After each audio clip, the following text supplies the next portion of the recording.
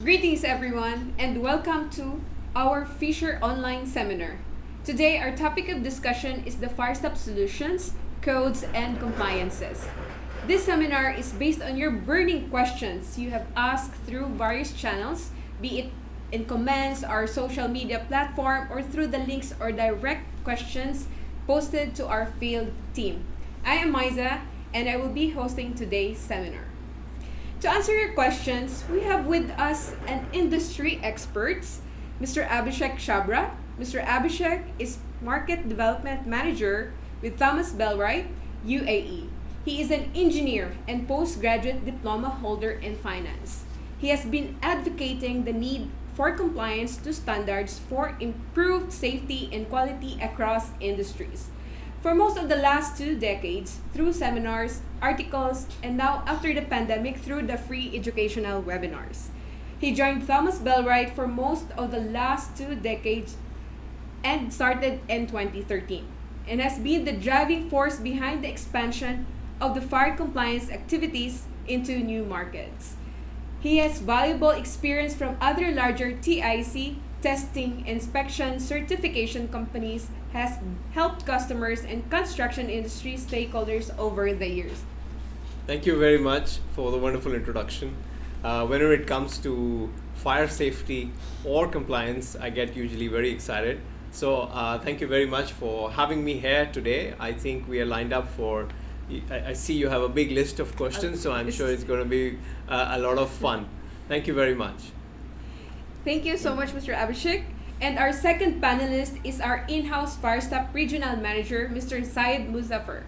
Mr. Muzaffar is an engineer and an associate member of the Institution of Fire Engineers UK. He has been working with Fisher for more than 5 years and heading the FireStop department in the Middle East. He has been passionately supporting fire safety in the built environment by providing FireStop solutions that comply with various international standards and are suitable as per actual field and project requirements. Thank you, Maisa, for the introduction. We as Fisher, if our customers already know about it, that we always like to share the knowledge that we have gained over time. And as a colleague in the fire safety field, it was very exciting to jointly do this discussion today that we have. And let's roll into it. We are so excited. Thank you so much, Muzaffar. So guys, this webinar is brought to you by Fisher Middle East and Africa. Fisher, as you all know, is a specialist in providing innovative and economical construction fixing solutions. It stands for more than 14,000 fixing solutions and chemical, steel anchors, MEP supports, facade systems, DIY range, and fire stopping products that are used worldwide. So as you all know, we'll be using Livestorm platform, and then you can see a questions tab at the same time, feedback tab where we will use later in the program. And also for better experience, you might as well use the Google Chrome. So without further ado, just to give you a brief introduction, we will have actually 4 segments in this program. So we will moving forward to our first program, or the first segment is the code requirement. So I will be throwing a lot of questions from you guys to Mr. Abhishek and Mr. Muzaffar to address all the questions that you have. So the first questions that we have in related to code requirements, origin of code requirements for passive fire protection and fire stop. So Mr. Abhishek, the first question goes to you. Why is passive fire protection required in building? Oh, you have a special user who's come up with the base question. Let me kind of set some context. We all know fires happen and fire accidents will happen, and it has been everybody's endeavor that these small fire incidents should not become a big fire accident, should not become a big fire tragedy. And in order to avoid so, over the decades, a lot of mechanisms and concepts have been put in place to ensure fire protection of life and property. 2 of these concepts have been followed everywhere in the world. The active fire protection and the passive fire protection. These 2 constructs usually walk hand in hand, and what they typically do is active fire protection is all those systems, products that activate in case they sense a fire. So this would be everything from smoke detectors, alarms, annunciators, sprinklers, and anything that would react when there is a fire. On the other hand, passive fire protection is any and every product or material that doesn't really do anything in case of a fire on its own, but it has its inherent property and it passively protects. The main concept of passive fire protection is a containment. So in case there is a fire that happens, the fire should be contained within a zone, within an area, as well as the fire should not spread, should not grow, a lot of smoke should not come out, toxic gases should not come out, should be contained. And in certain cases, passive fire protection is also used to talk about structural fire protection. So which means the structure should not fall off, for resisting fire for 1 or 2 or 3 hours. So coming to your question, why is it important? Both are equally important, because any construct, any system that is designed and put in place to prevent an accident has an equal probability of failure. So you could have an active fire system not activating in case of a fire. There should be some fallback. And in the same way, a passive fire system also needs to act and do what it's supposed to do in order to contain the fire. So both these constructs are equally important, and hence they are implemented often equally effectively. Okay, thank you so much, Mr. Abhishek. Actually, you have mentioned in the question 1 about zoning. So the question number 2 actually discuss about how do we make fire zoning of the building? Is there any specific standard or code for the building compartmentation? Zoning, probably it was in a slightly different sense that I alluded to in the beginning.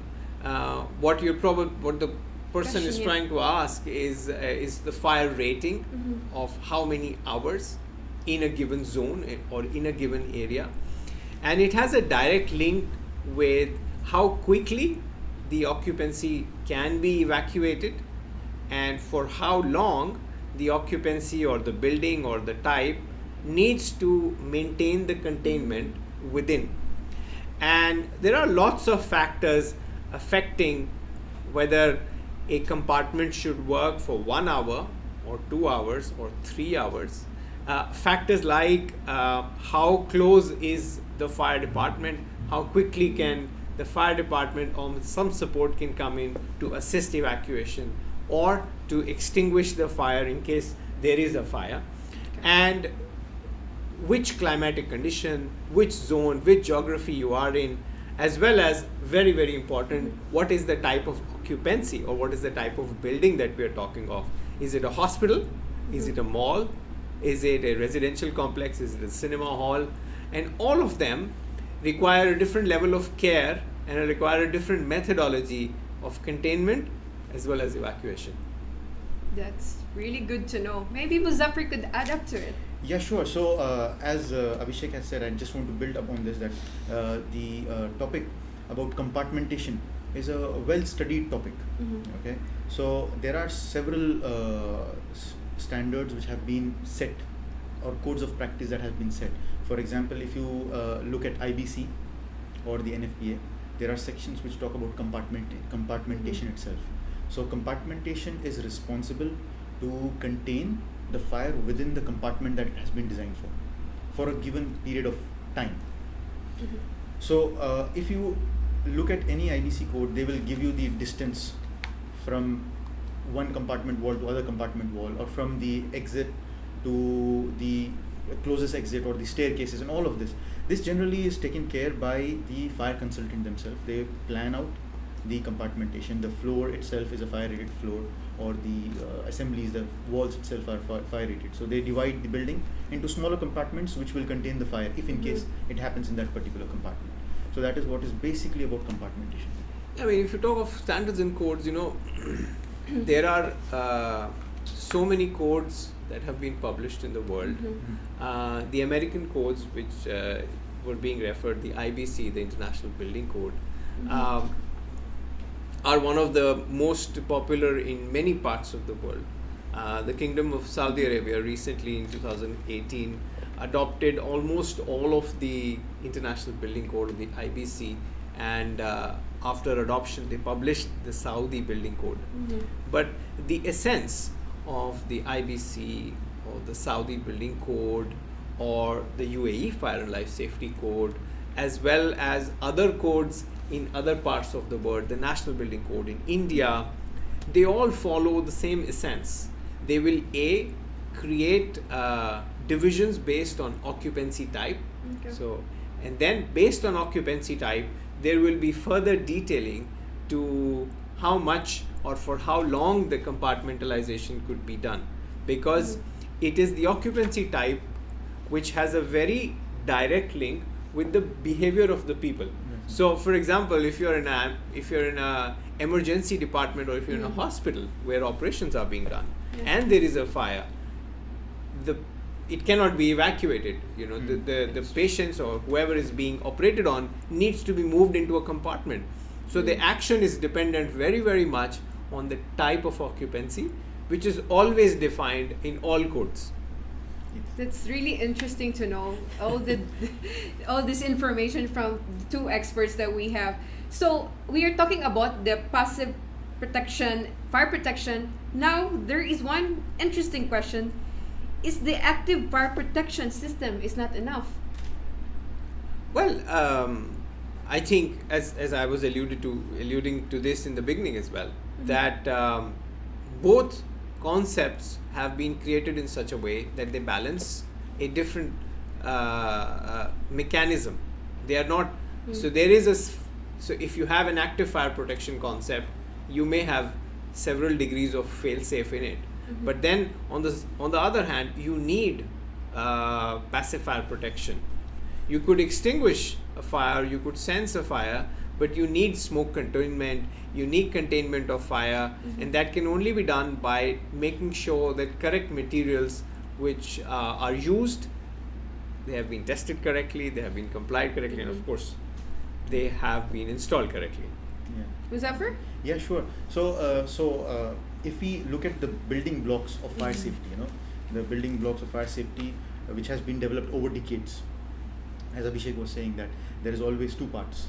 One is the active system and one is the passive system. So this question we come across a lot of time in the field as well. So many people who are not really aware of the fire safety as a concept, they will say, "Oh, I have active sprinkler. system. I have a sprinkler. So why do I need that? Why do I need a fire sealant or anything like that?" So they say that. So what I generally do is I give them an example of a car. You are driving in a car.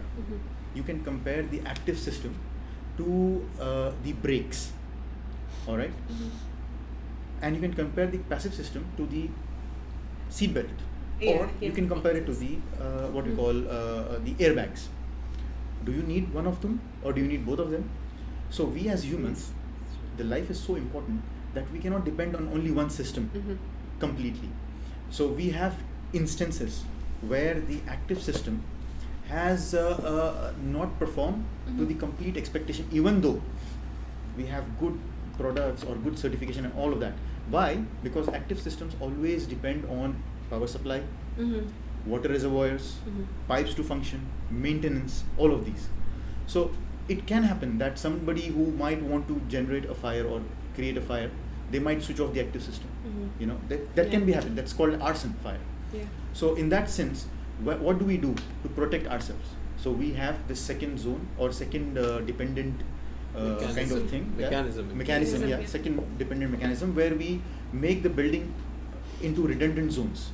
So if there is a fire in one particular zone, the fire does not go. This is what is the essence of why we need both of them together. If we cannot say, okay, I'm having a very good passive system, so I can ignore the active system. No, both of them are required, and both of them play a very, very important role when the role is required. It just requires only one time. One time, and one time it has to be correct. I mean, we say this so many times that the sprinkler or the smoke detector needs to work just once in its lifetime, just once. And if it did not, it did not. You installed so many sprinkler heads, so many smoke detectors. They're all redundancies. They're all just in case. True. Okay, so where does the FireStop fit into the picture? Is it active system or passive system? Muzaffar. Yes, so the FireStop system is basically a part of the passive system. So passive system, active system contains two legs. One is the detection, and one is the suppression. The passive system contains of in synonymous terms they call it also containment many parts of the world. So passive system will always have products or systems which prevent fire from passing through a tested assembly, like a wall. So the wall would be fire rated for 2 hours. So it would be required for the fire to stay on one side of the wall for 2 hours. So any kind of a break in the wall or a breach in the wall, so we call it as a breach, that breach would be needed to be treated so that you reinstate the fire rating of that particular wall. And that is where FireStop comes into play. So it is part of the passive system, to answer the question in short. Let me give this a very simple example. If we are trying to do a containment, which means wherever we are sitting here, or we need to create a compartment. The roof, the walls, the floor should be contained. If there is a fire, it should not go out. If there is a fire outside, it should not come in. This is the containment. But wait a minute, we need to live, right? So we need everything that we need. We need water, we need so many things to come in and out of the containment. Air needs to come in, air conditioning needs to come in, electricity needs to come in, of course internet needs to come in, and all these coming in and going out are, the containment needs to be broken in. You've got electrical conduiting, piping, ducts, water, all sorts of what we call MEP, the mechanical, electrical, plumbing needs to come in. And this is a very interesting part that often in a construction, the fit out is completed, the fire doors are installed, the walls are completed, and then we need other provisions. So you have a set of contractors who are paid money to break all the compartmentalization. Please break all of this.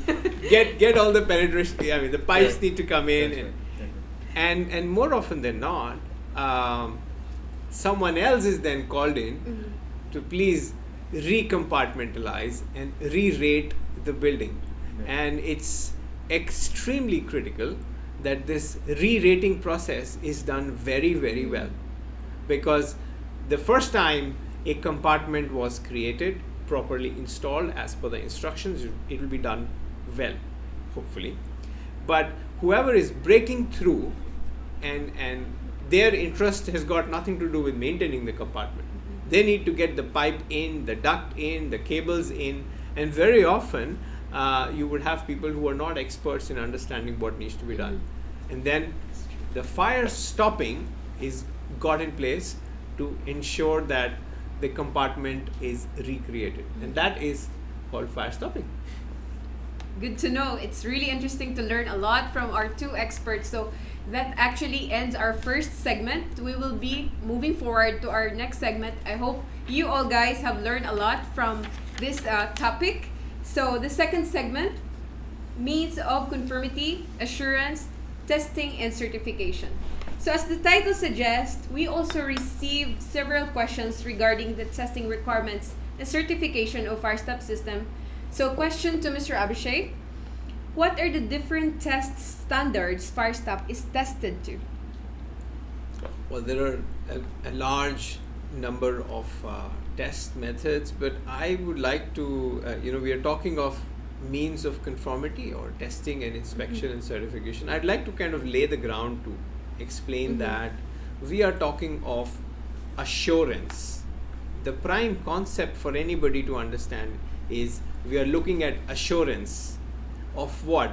The fact that a fire stopping system or a compartmentalization will function. Okay? So in order to bring about this assurance, there are mechanisms in place. Testing is one of the primary mechanisms where we test in a condition that, for example, in our laboratory or in any laboratory, you would create a fire inside a furnace which is representative of a fully developed fire. So you have a fire stopping installed in the laboratory, and then a real scenario is replicated in the lab, and a test is conducted just for the method of assurance to check whether it will function or not. Now, this is where what test method. And primarily, all fire resistance tests that are done for fire stopping material, whether it's UL 2079 or there is a long list, the EN standards, the BS standards. What they are trying to do is they are replicating a fully developed fire condition. So there is a long list of standards, but at the essence, they are sensing whether when inside a compartment a fire goes out of control and the temperatures are upwards of 800, 900 degrees Celsius, there is a positive pressure because of the smoke, will the fire stopping solution installed will function or not. Yeah. So that's what various standards talk about. And of course, it's quite a question saying, is the UL standard better? Is the BS standard better? Is the EN standard better? And there is no straight answer ever, because these are standards developed by experts in a given region, keeping in mind what was available in terms of materials in that region, and with the background of what is the type of constructions that happened in that region, what is the type of jurisdiction was available in that region.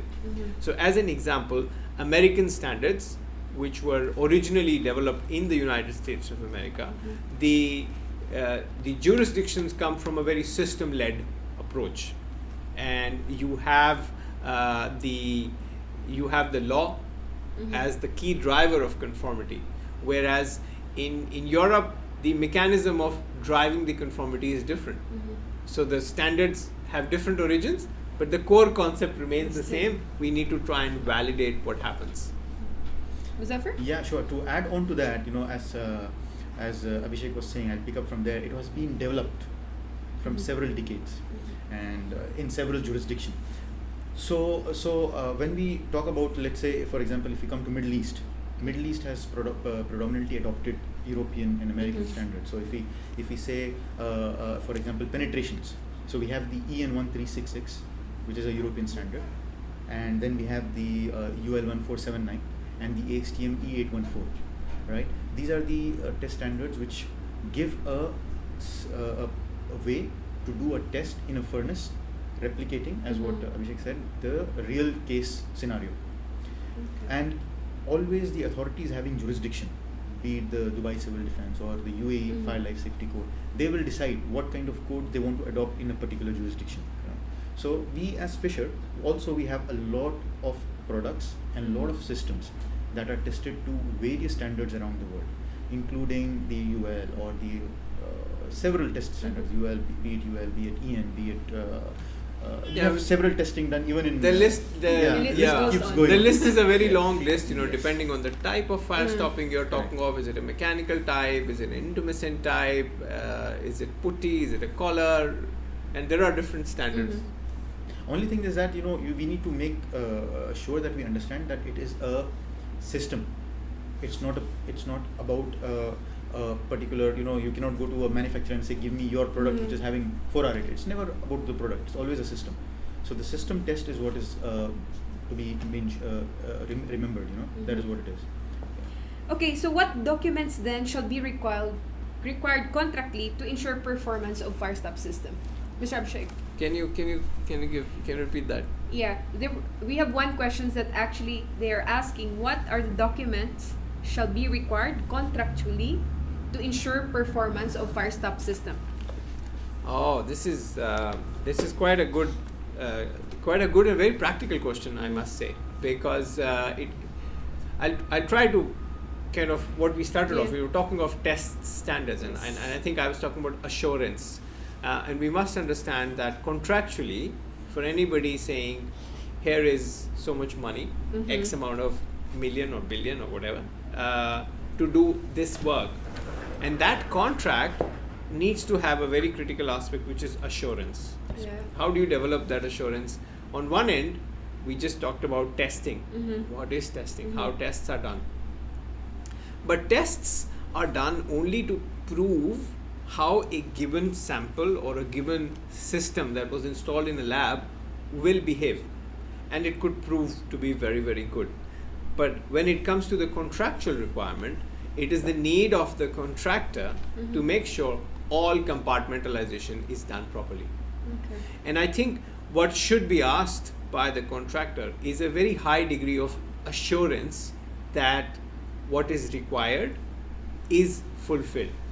So, and to give this assurance, we have to address three very critical aspects of making sure that it gets installed and it gets.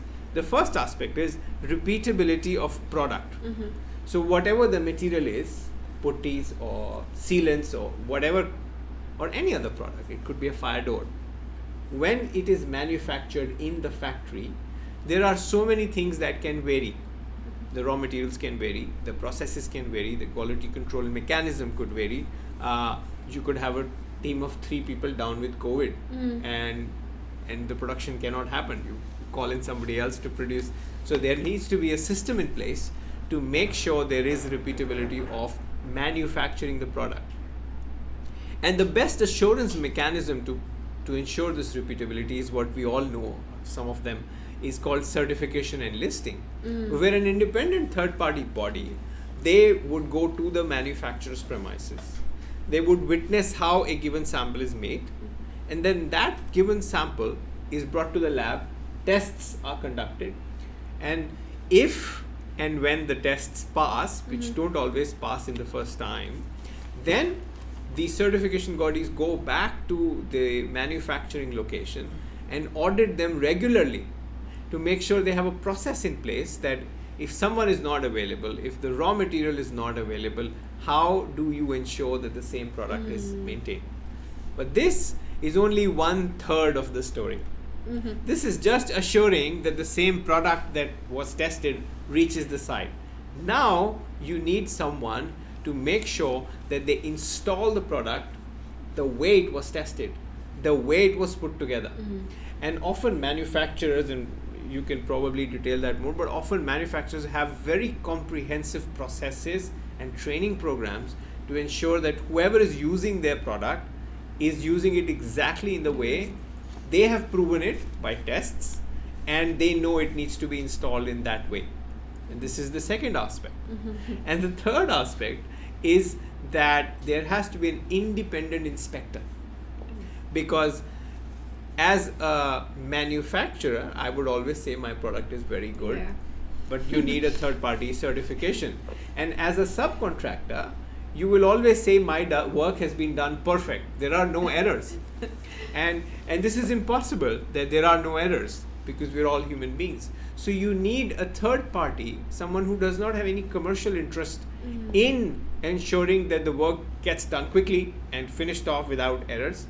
And very, very often, a very good fire stopping subcontractor will end up having some rework, some errors.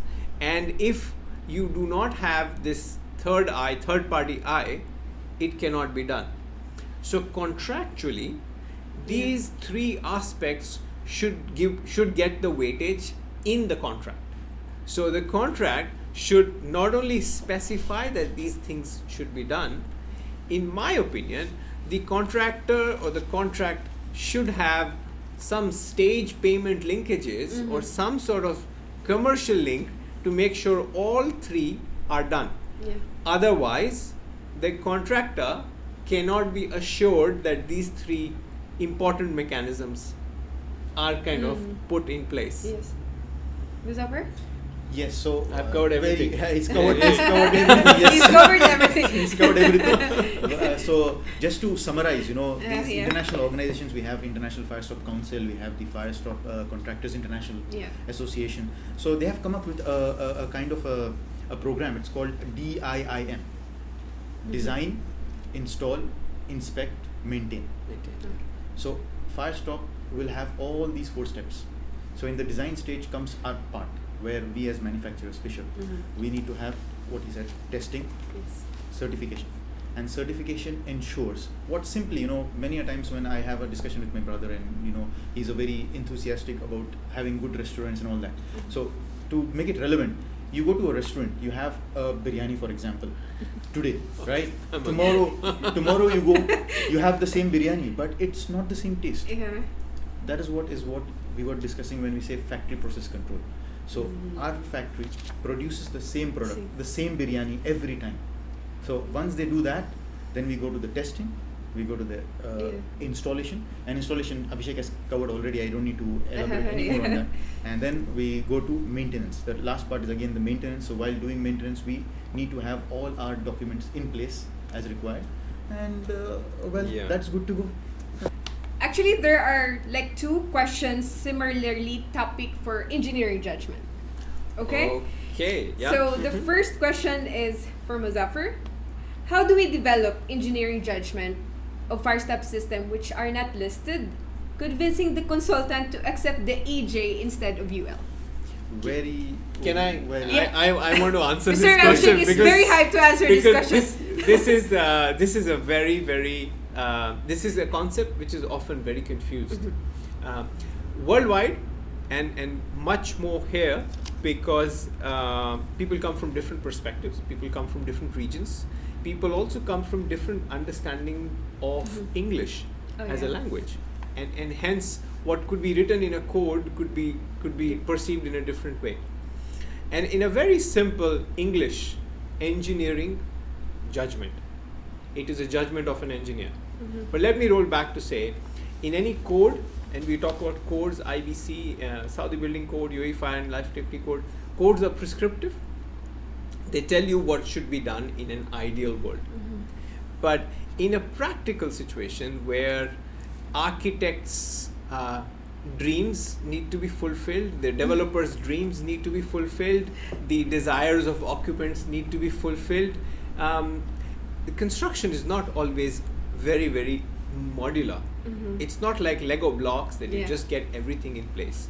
It's very common that you have something or the other which is neither being tested, and there is no proven justification of why this is being done here. You could have something which the code says, no, this is not allowed, but it is needed and it is probably the only solution that is fitting in. So this is exactly where everybody starts to scratch their heads and say, what do we do now? We don't have a tested, listed system. We don't have a given solution to this. And it becomes difficult because in some places, the variation is just about slight. And this is where a specialist judgment comes in, and from varying jurisdictions, who this engineering judgment should be written by varies. There needs to be someone who understands why the code was written. So the requirement in the code, which is a prescriptive requirement, where does it come from? Whether you are saying that a duct cannot be very close to a pipe, or any requirement that has been written in the code which is not fulfillable in a project due to whatever constraint. Whoever is finding a technical or an engineering judgment to say, well, this is okay if you do this and if you do this. That individual, that organization, that entity needs to understand two concepts. What is the essence of the code? Why is the code written there? What is the real requirement of compartmentalization? Two, they need to understand what evidence you may have already. There is a tested product, there is a certified product with a certain data of how it functions. And is the gap small enough, or do you need additional testing evidence that may be required to be done in order to justify that this will still work? We've had several cases as a laboratory where, if I can say this, 2 or 3 fighting stakeholders coming. Stakeholders who are fighting, the contractor, the material supplier, the consultant, because everybody comes from a different point of view, right? The contractor wants to quickly finish the work and get the stage payment. The material supplier say, hey, I have a solution, use this, let's run away. Not run away, but you have the consultant who has the responsibility to ensure things are right. And we've had many cases where the proposed engineer's evaluation or judgment of the scenario actually did not work when it was tested. But the contrary is also true. There are times that as a lab, we just add verification to an engineering judgment, a document which says, this is the code requirement, this is why the code requirement is, this is how the material behaves, here is the evidence that the material has always behaved like this, and hence 1 + 1, it will work in this requirement for a given building. This is an engineering judgment. I hope you don't call for another biryani. No, this is a very good explanation, So as he was saying, it depends on the jurisdiction, it depends on the code that we are following. But before I go into the engineering judgment, I would like to quote our owner, Professor Klaus Fischer, who said that life is more important than business. So we follow that concept in Fischer from top to bottom, where we do not specifically play with anybody's life just for some bucks. No way. Sure. That being said, let us come to the topic of engineering judgment itself. It's a very sensitive topic. Now, engineering judgment is a term which is used in the American concept. If you go to the European concept, it's called as a technical evaluation. Okay. Right? It's called TE and JE. Engineering judgment, EJ and TE. Right. Now, engineering judgment is basically a bridge between ideal world and a real world. Right? So we do the testing along with the certification bodies when we talk about FireStop, for example. And also, you should also know this, that engineering judgment in different fire safety aspect is different. So in active system, an engineering judgment would mean something different altogether. In a facade system, it would mean something different altogether. So, for example, in the UAE Fire Life Safety Code, you will have definition of engineering judgment in different segments. And in one place, it will be written that it is from a manufacturer. In one place, it will be written that it is from a certified body only. So it means different for different things. So let us bring it to the fire stopping as such. Yeah. Okay. Now, when we talk about fire stopping, we do testing, we do certification. Ideally, that should be followed on the field.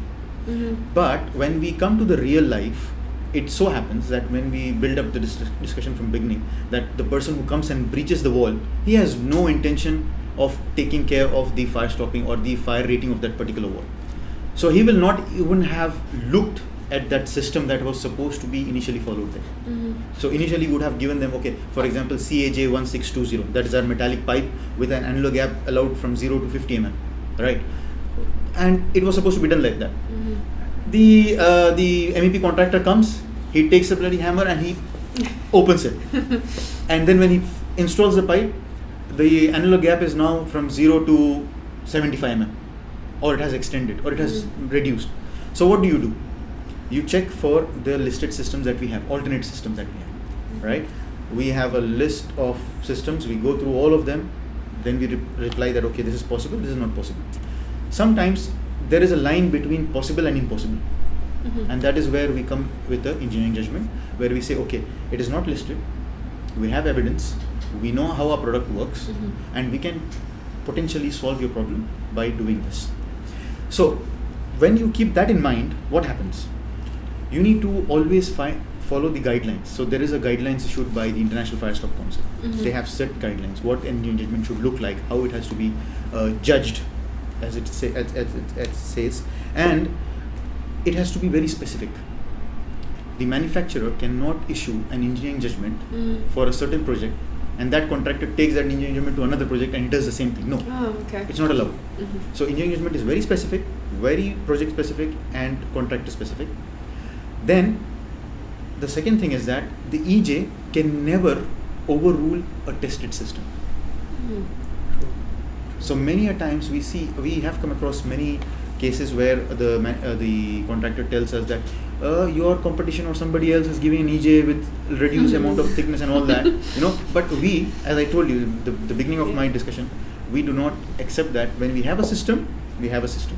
And last but not the least, before I close, when we come to EJ, you have to keep in mind that EJ would generally be slightly more expensive compared to using a listed system. So it is in the interest of the contractor to make sure that they stick to the system, they try to make the opening, they try to make it as per the design and as per the listed system. So that should sum it up, I think. Yeah. I mean, that's, and I must add that, you very rightly said that the engineering judgment or the scientific explanation given to justify the gap, bridge the gap between, has to factor in the project. Because it is that specific drawing, it is that specific location for which someone is judging and saying, well, okay, this works here as well. And we as a certification body have done this a lot, that specifically when we do a lot of certification for facade systems. Any engineering judgment that we would issue, it is for a given project. So we have to evaluate a given scenario in a project and then, bridge the gap. So, yeah, but I think it is one subject which is very touchy, as you rightly said, and it is often has many perspectives, so it can be really misunderstood.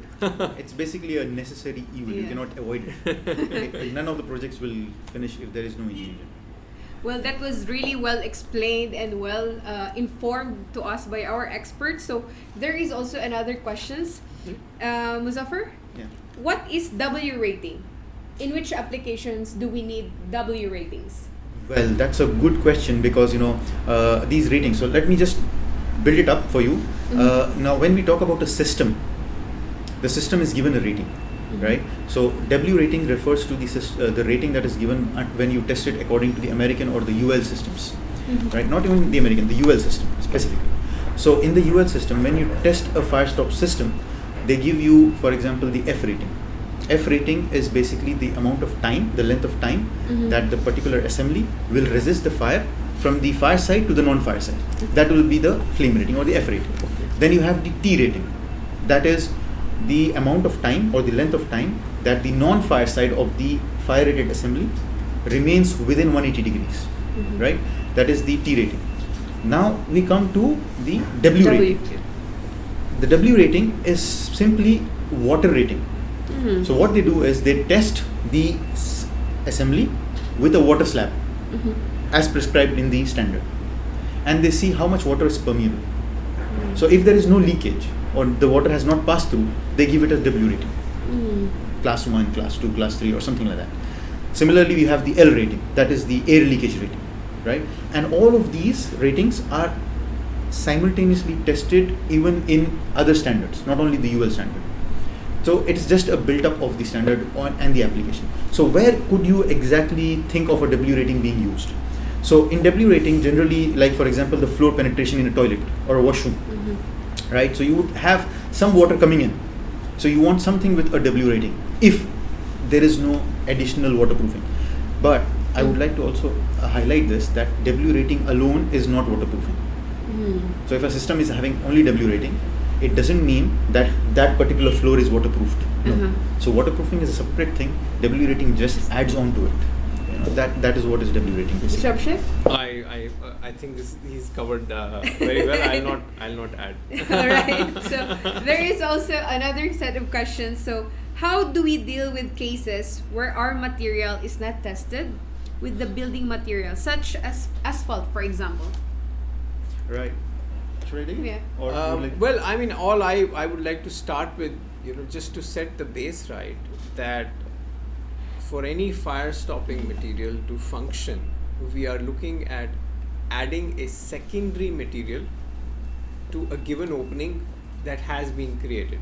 So you have a compartmentalization that would have been created with a given set of materials. The wall could be a gypsum board wall, or it could be a brick wall, or it could be any of the several materials. And the moment you introduce any external material, which is a chemical compound, a mechanical fixture which is manufactured somewhere else, it is super critical that the interaction between the two surfaces, the substrate versus what is being applied, is being validated and has been tested or has been proven. So without that evidence, I think it is extremely critical, because any other deviation, you are potentially risking this. So I don't know, you can add more. Sure. So if I understood the question, can you just repeat it once again, please? Okay, the question is how to deal with cases where our material is not tested with the building materials, like example the asphalt. Okay. So I think what the questioner means is basically if there is a wall that is constructed with asphalt, for example, right? Okay. And we have only testing with concrete or something like that.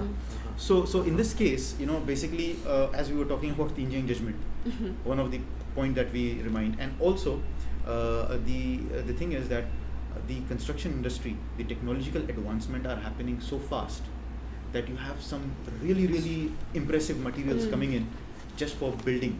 So before there was granite, there was marble. Now there is equitone, there is this, there is that. Reconstituted stones, yeah, and so many things are coming up. So I think that is where these people, the people are getting this question that the listed systems, because they are being tested a long time and they have been tested, and in the laboratory you would, for example, just build the wall by either a block or a concrete or a AAC block. Okay. So in this sense, when you go to the site and you see a substrate which is completely different, but we should know that that substrate would be tested for fire resistance. To say, for an example, an ASTM E119 test would have been done on that particular system, and then it would have proved that this element alone would have prevented fire to pass through. That being said, the moment you breach it, we still need to do fire stop over there. Now the question comes to what do we do? So there are two aspects. One is rating and one is compatibility. Compatibility is what Abhishek was talking about, that when we give a solution, it should not be that, okay, the sealant they have fixed today and tomorrow they come, the sealant is fallen out. So that needs to be tested. That needs to be made sure. And if that is in place, then the fire rating can be judged, whether it would work, it would not work, whether that intumescent pressure would be taken by the substrate. All these questions will be answered by a fire engineer. And that is how we can come up with a solution or a judgment or an evaluation, basically. I mean, as a lab, we are always very suspicious all the time. Right? So I would say test it. But of course, like we talked about engineering judgments, it's not always possible, it's not always practical to test everything. But in case there is no such evidence in the background, then of course, testing should be done. Sure. Yeah. That's true. That's great. And there is also another question like, is it necessary to do the fire stop for penetrations passing through floors? Yeah, of course, absolutely. I mean, we are talking of maintaining a compartment. So whether it's floor or it's the roof or of course the walls, compartmentalization needs to be done for everywhere. So yeah, I mean, absolutely. This question is basically, you can answer this question with a question. Okay. Right? So who should we ask? Yes. So you should ask this question back to the questioner, saying that, is your floor fire rated? Is it? Well, that's true as well. If it is fire rated, then you need a fire stopping there. Like for example, we have testing that you can see, like for example, FA. These are the numbers that UL has given in the listing directory. So FA means that it is attested for only floor. And even the codes, the IBC or the UAE fire life safety code requires that the compartmentation happens at every floor level as well. If I'm not mistaken, right? Yeah. So it happens at every floor level. So every floor level, the floor is fire rated, has to be fire stopped. This is generally a requirement. Yes. If you make a penetration, then you have to fire stop it. Well, thank you so much. Actually, that wrap up our second segment. Now we make a fantastic session with Mr. Muzaffar and Mr. Abhishek regarding the fire stop related questions that you have raised. We will be ending our first and second session here, and please stay tuned with our social media platforms for our third and fourth session. We will be broadcasting it soon. So thank you so much again for today, and we will all have a happy and nice day, and be safe.